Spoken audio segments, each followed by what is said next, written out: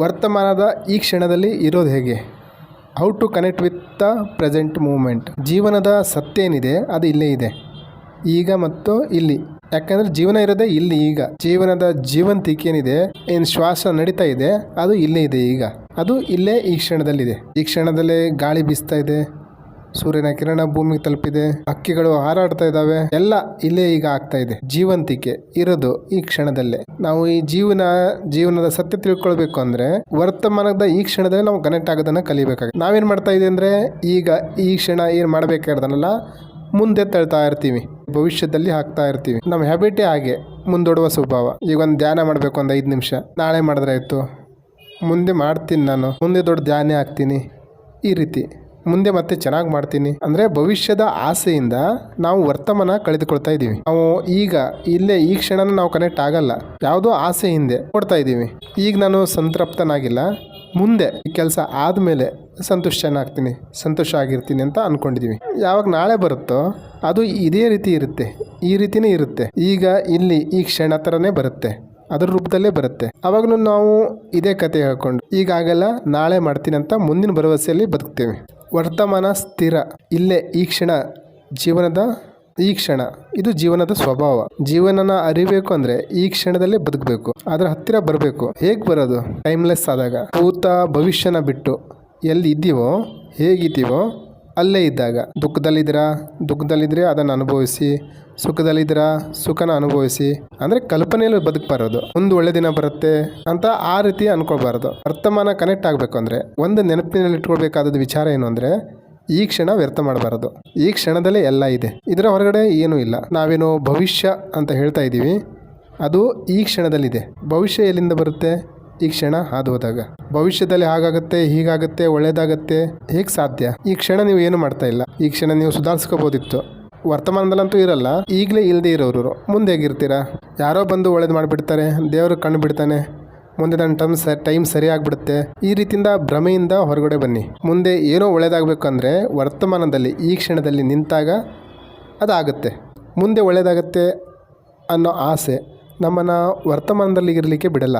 ನಾವು ತಿಳ್ಕೊಂಡಿರುವ ನಾಳೆ, ಆ ನಾಳೆನೂ ಇವತ್ತಿನ ಥರನೇ ಇರುತ್ತೆ. ನೀವು ಮುಂಚೆನೋ ಎಷ್ಟೋ ಸಲ ಯೋಚಿಸಿದರೆ ನಾಳೆ ಮಾಡ್ತೀನಿ, ಮುಂದೆ ಒಳ್ಳೇದಾಗುತ್ತೆ ಅಂತ. ಆ ದಿವಸ ಇವತ್ತು ಬಂದಿದೆ, ಏನಾಗಿದೆ? ಖುಷಿಯಾಗಿದ್ದೀರಾ? ಪ್ರಾಬ್ಲಮ್ ಎಲ್ಲ ಸಾಲ್ವ್ ಆಗಿದೆಯಾ? ಭವಿಷ್ಯ ಯಾವತ್ತೂ ಬರಲ್ಲ. ವರ್ತಮಾನ ಈ ಕ್ಷಣ ಏನಿದೆ ಅದೇ ನಮ್ಮ ಗುರು. ವರ್ತಮಾನದಲ್ಲೇ ಜೀವನದ ಜೀವಂತಿಕೆ ಇದೆ. ಗಾಳಿ ಈಗ ಬೀಸ್ತಾ ಇದೆ, ಹಕ್ಕಿಗಳು ಹಾರಾಡ್ತಾ ಇದ್ದಾವೆ, ಇದೇ ಸತ್ಯ, ಇದೇ ಕೇಂದ್ರ. ವರ್ತಮಾನದಲ್ಲಿ ಏನು ಬೀಜ ಹಾಕ್ತೀವೋ ಅದೇ ಭವಿಷ್ಯದಲ್ಲಿ ವೃಕ್ಷ ಆಗುತ್ತೆ, ಫಲ ಸಿಗುತ್ತೆ. ನೀವು ಈ ಕ್ಷಣ ಬೀಜ ಹಾಕದೆ ಭವಿಷ್ಯದಲ್ಲಿ ಫಲ ಸಿಗುತ್ತೆ, ಸುಖ ಸಿಗುತ್ತೆ ಅಂದ್ಕೊಂಡ್ರೆ ಅದು ಹೇಗಾಗುತ್ತೆ ಹೇಳಿ? ವರ್ತಮಾನದಲ್ಲಿ ಬೀಜ ಹಾಕೋದಂದ್ರೆ ನಾವು ಸತ್ಯದಲ್ಲಿ ಇರ್ತೀವಿ, ಭ್ರಮೆಯಲ್ಲ. ಈ ಕ್ಷಣದಲ್ಲಿ ಚಿಂತೆ ಆಗ್ತಾ ಇದೆ, ದುಃಖ ಆಗ್ತಾ ಇದೆ, ಅದನ್ನು ಗಮನ ಮಾಡೋದು ಬೇಡ. ಯಾಕಂದರೆ ಅದನ್ನು ಈಗ ನಾವು ಬದುಕಿಲ್ಲ ಅಂದರೆ ಮತ್ತೆ ಅದು ಮುಂದೆ ಎದ್ದೇಳ್ತಾ ಇರುತ್ತೆ.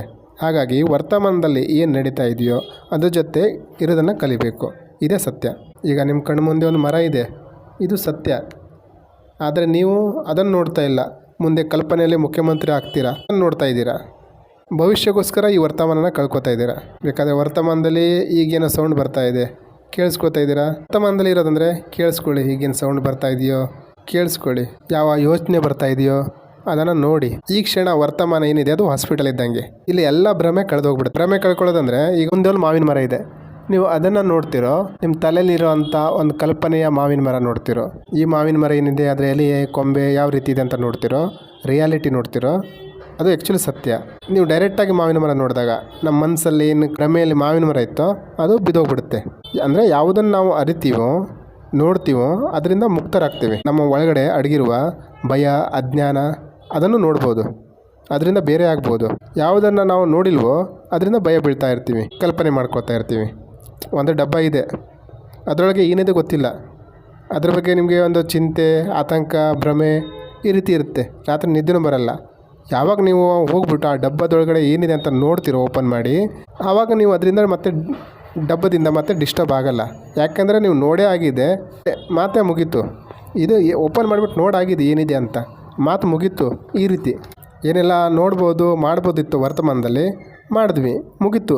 ಸತ್ಯ ಏನಂತ ಗೊತ್ತಾಯಿತು, ಮಾತೇ ಮುಗೀತು. ಪ್ರೆಸೆಂಟ್ ಮೂಮೆಂಟಲ್ಲಿ ಇರಬೇಕಂದ್ರೆ ಮನಸ್ಸನ್ನು ಹೇಗೆ ಪ್ರೆಸೆಂಟ್ ಮೂಮೆಂಟ್ ತರಬೇಕು ಅನ್ನೋದನ್ನು ನಾವು ಕಲಿಬೇಕಾಗುತ್ತೆ. ನೀವು ಭವಿಷ್ಯದ ಆಸೆ ಅಥವಾ ಭೂತಕಾಲದ ವಿಚಾರ ಮಾಡಿದಾಗ ನಿಮ್ಮ ದೃಷ್ಟಿಲಿ ನೀವು ಒಂದು ಮೂರ್ಖ ಆಗ್ಬಿಡ್ತೀರಿ. ಭೂತಕಾಲ ಅನ್ನೋದು ನಮ್ಮ ಮೆಮೊರಿ, ಭವಿಷ್ಯ ಅನ್ನೋದು ಕಲ್ಪನೆ. ಏನಾಗುತ್ತೋ ಈಗಾಗತ್ತೆ, ಇಲ್ಲೇ ಈ ಕ್ಷಣ ಆಗುತ್ತೆ. ಈ ಕ್ಷಣದಲ್ಲಿದ್ದರೆ ಸತ್ಯದಲ್ಲಿರ್ತೀವಿ. ನಮ್ಮ ಮನಸ್ಸಿನ ಭಾವನೆ ಕಲ್ಪನೆ ಏನಿದೆ ಅದು ಅಸತ್ಯ.